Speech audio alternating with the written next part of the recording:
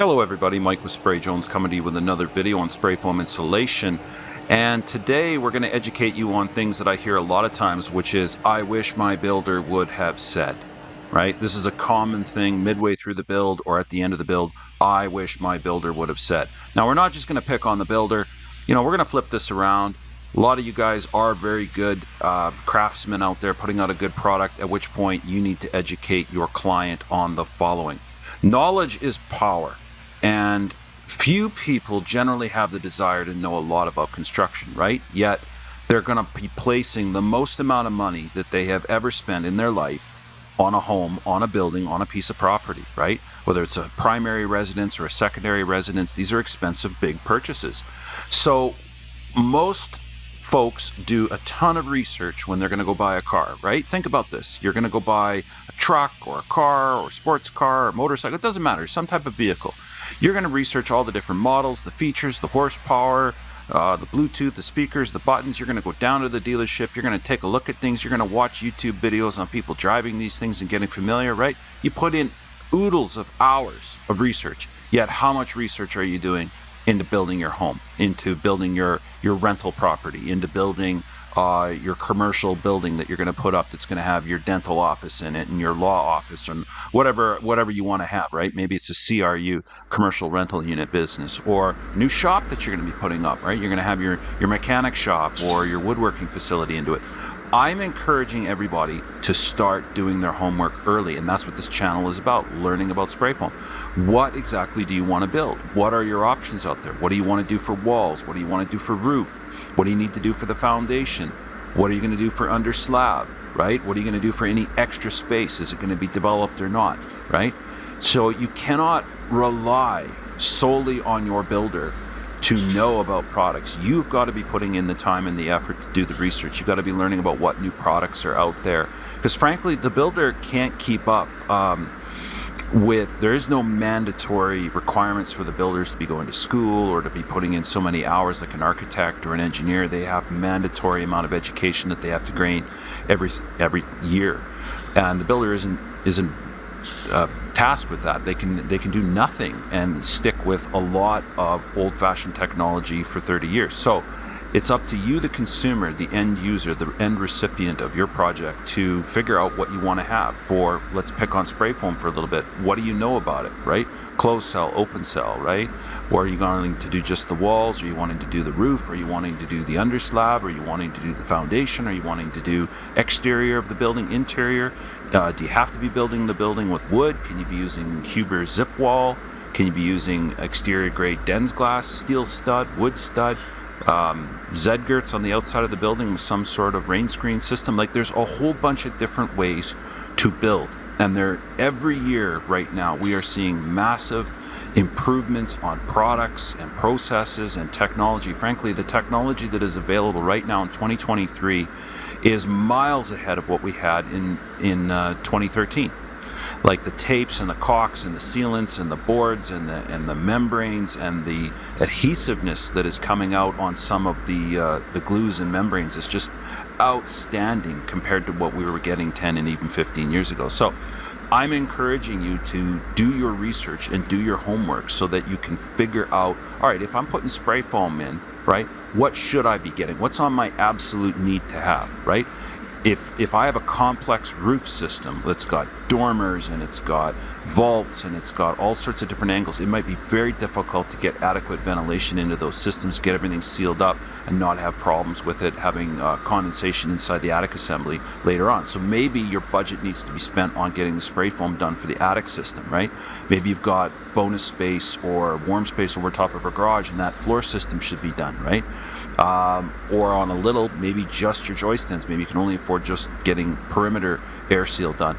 Or it's very critical to get a crawl space. You've got a crawl space on some rental units going in, or commercial property that's going to be entirely over crawl space. Well, then get the sides done, get the rock done, get the bowl done, or maybe it's going to be slab on grade and you need to have spray foam put down. So get to doing your research as to what the foam can be used for and why, what products are out there. And then likewise, What's the timing going to be for your project? Are you going to be in the dead of winter? Are you going to be in the springtime? Are you going to be pushing it till the snow flies, or the rain, or the monsoons, or into the wet season, or into the extremely hot season, or the extremely cold?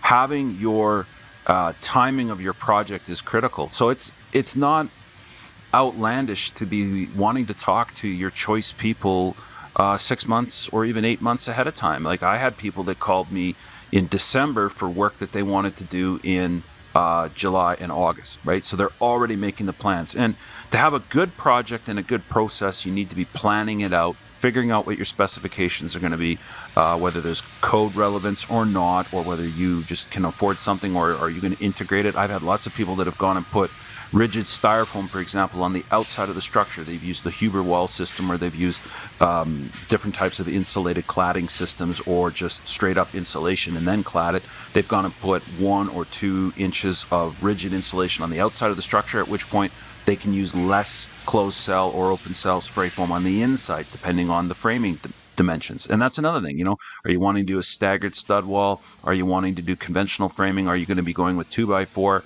due to the fact that it's a cabin and it's in the backwoods?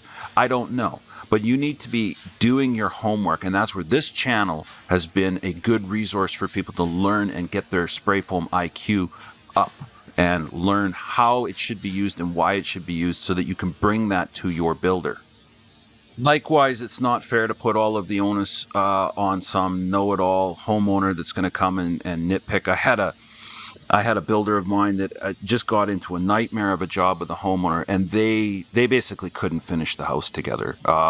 They just wanted everything done their way. They were griping about the nails that were used, the plywood that were used, the technique. There was nothing wrong with what they were doing, but people that didn't know had come in and boned up on too much information, and then didn't transfer trust into what the builder was doing. So you can get into another ditch where you think you know better than the people that are going to be doing this. My encouragement is that you do your homework. So you being the builder, let's say you're wanting to elevate your game. You are a quality person. You use quality products. You're insured. You've been around a long time, or maybe you're just building your business up. Maybe you've finally gone out on your own, and you're tired of where you used to work, and you have some inspiration to do some new things. Great.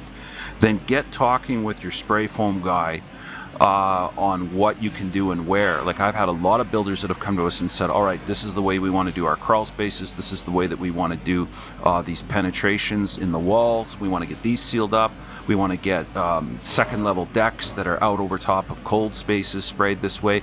And you help write sort of a specification with your renovator or your builder, and let them learn, all right, if half the house is existing and we're going to convert that half with the new half, how do we integrate the two?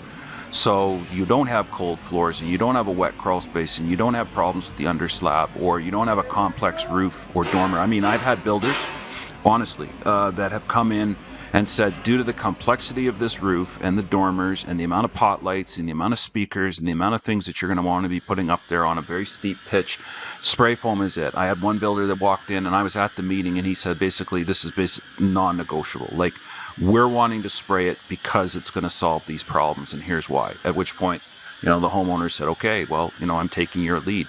So you, as a good builder, can bring your people in, get educated, write specifications, and then it's your job to inform your clients as to what you're getting. Like, we've seen this on the Matt Reisinger videos and stuff like that. I mean, he said recently that it's tough to put a high quality product into spec homes, but instead you've got to sit down with your people and show them what you're getting, what you're going to be doing, what products you're going to be using, why your systems and your methods are better, who's on your team, why you use this, why you don't. Explain everything out, and then get things educated to the client so that they are comfortable with spending the money where the money needs to be spent, on the bones of the structure, getting the foundation right, getting the walls right, getting the roof right, getting the inside of the structure, or the bones of the structure, I should say, perfect. You can change all the cosmetic items internally and even somewhat externally, a little bit easier down the road, but making good decisions on the good longevity legacy products so that you don't have a problem. And as a result, you get started on the right foot. And there's going to be more to talk about that as time goes on more videos, because a lot of times people have dropped $600,000, $700,000, $800,000, $1 million. I don't care. All the $300,000 you got in the world, I don't care what the amount is. but did not get a better product and a better process than you were intending. And a lot of that comes down to education and weeding out whether or not your builder knows about it and whether or not the product and the process that they're using is actually going to be correct. So do your research, do your homework, get educated on both sides of the fence, whether you're the builder or whether you're the end recipient, and choose better products. And spray foam is definitely something that can help with all of that. So like, share, and subscribe. We'll catch you on the next one. We're going to be doing some more videos here soon.